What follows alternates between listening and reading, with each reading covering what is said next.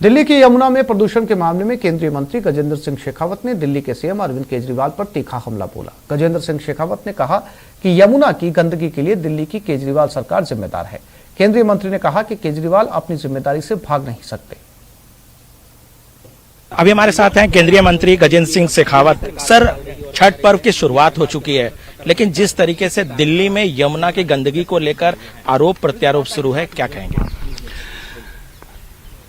देखिए, सारे media channels में पिछले 2 दिन से देख रहा था, यमुना के दर्दनाक हालात को बयान कर रहे थे। छठ पूजा करने वाली हमारी माताओं बहनों के दुख तकलीफ को बयान कर रहे थे। निश्चित रूप से उनके दुख और तकलीफ को देख करके मन में कष्ट होता है। कुछ साल पहले तक शायद गंगा नदी पर, गंगा की बहुत सारी सहायक नदियों पर इस तरह की स्थिति रही होगी। कानपुर में भी माताओं बहनों को इसी तरह का कष्ट सहना पड़ता होगा, लेकिन आज हालात बदल गए। दिल्ली में भी ये हालात बदल सकते थे यदि दिल्ली सरकार 2018 और 2016 के समय में जो परियोजनाएं स्वीकृत की गई थी, कल्पना कीजिए एक ऐसी परियोजना जिसे दिल्ली सरकार अपने संसाधनों से बनाएंगे, बड़े बड़े वादे और दावे करके उसको प्रारंभ करती है। 2018 में आकर के रिसोर्सेज का क्रंच होने का बहाना बनाती है। भारत सरकार रेट्रोएक्टिव फंडिंग, उसमें देश में पहली बार ऐसा होता है कि किसी प्रदेश के प्रोजेक्ट में हम 50% भागीदारी करेंगे, हम पैसा देंगे, उसके लिए एग्री हो जाती है। पैसा दिया भी जाता है कि 2 साल में वो प्रोजेक्ट जो 18 में पूरा होना था, 18 में नहीं हो पाया, इसलिए उसके लिए पैसा देती है। आज 2021 तक पहुंच जाने के बाद में भी उसकी गति जो है, उसका प्रोजेक्ट का कंप्लीशन 20-25% तक ही पहुंचे, तो निश्चित रूप से कहीं न कहीं मन में दुख तकलीफ होता है। प्रोजेक्ट्स जो हैं, एनजीटी के आदेश के बाद में जो प्रोजेक्ट्स प्रारंभ होते हैं, जो कंसीव किए जाते हैं, उसके लिए फंडिंग पैसा राज्य की सरकार को दे दिया जाता है। उसके बाद में भी प्रोजेक्ट इनिशिएट नहीं हो पाते। निश्चित रूप से जो है ये दर्द और दुख तकलीफ पैदा करते हैं। दिल्ली की सरकार इस जिम्मेदारी से बच नहीं सकती।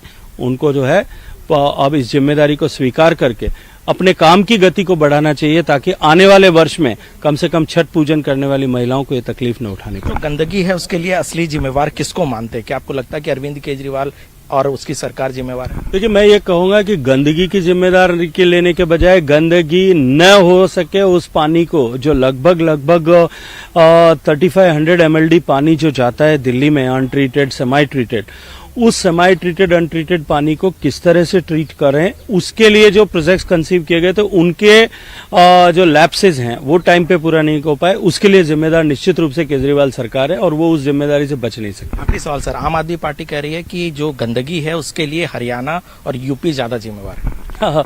मुझे नहीं लगता कि जो दिल्ली में 33 करोड़ लीटर पानी पर डे सूवेज जो क्रिएट होता है, उसके लिए हरियाणा या उत्तर प्रदेश जिम्मेदार है। मुझे लगता है कि ये विज्ञान तो सिर्फ केजरीवाल साहब ही बता सकते हैं। धन्यवाद सर। तो ये थे गजेंद्र सिंह शेखावत। कैमरामैन हरीश के साथ अनूप गुप्ता, न्यूज 18 नेटवर्क, दिल्ली।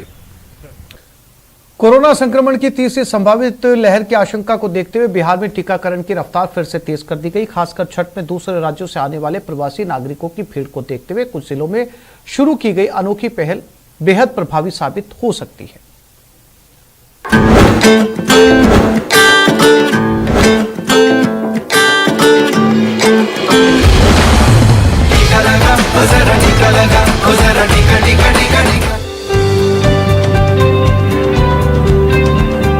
त्योहारों का मौसम आते ही अलग अलग राज्यों से घर लौटने वाले प्रवासियों का बिहार आना शुरू हो जाता है। खासकर छठ की तो बात ही निराली है। ऐसे में बेशक इस दौरान कोरोना संक्रमण का खतरा भी उफान पर होता है, लेकिन प्रवासियों की घर वापसी कोरोना संक्रमण की वजह न बन जाए, इसके लिए स्वास्थ्य विभाग और स्थानीय प्रशासन इस बार पूरी तरह चौकस नजर आ रहा है। छठ का महापर्व है और बहुत सारे लोग जो हमारे हैं वो बाहर से भी आके छठ मनाने के लिए आते हैं और कोरोना की संभावना से कभी इनकार नहीं किया जा सकता। तो इसलिए जैसे माननीय मुख्यमंत्री जी का निर्देश हुआ है कि जो भी आदमी बाहर से आता है, चाहे बस से आए चाहे ट्रेन से आए, तो उसकी 100% हमको कोरोना की जांच करानी है।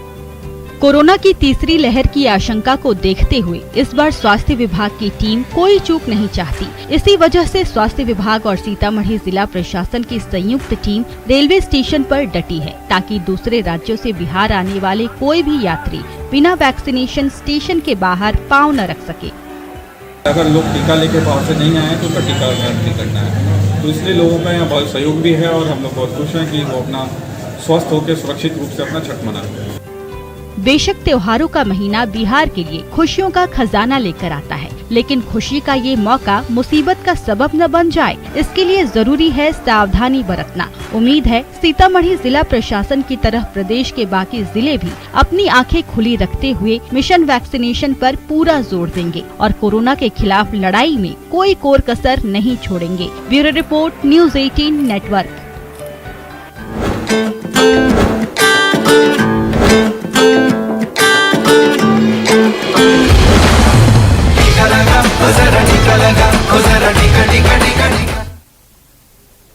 तो इस बुलेटिन में फिलहाल इतना ही। जाने से पहले जानते हैं चल रहे ICC T20 वर्ल्ड कप के कल के मैच का हाल।